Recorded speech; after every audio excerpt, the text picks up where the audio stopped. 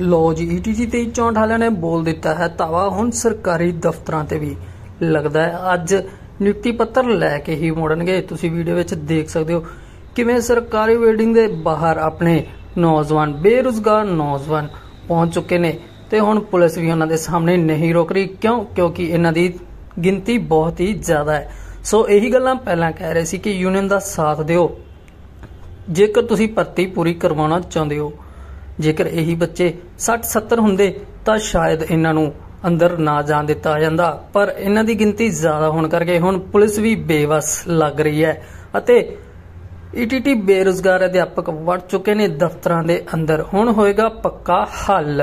तां वीडियो नूं वध तों वध शेयर जरूर कर देना ते जेकर तुसीं चैनल ते पहली बारी आए हो तां मेक श्योर चैनल नूं सबसक्राइब जरूर कर देना अते उस तो बाद कमेंट करके जरूर दसना कि तुसीं भी इस भर्ती दे विच हो अते की प्रोटेस्ट ते गए हो या नहीं। जेकर नहीं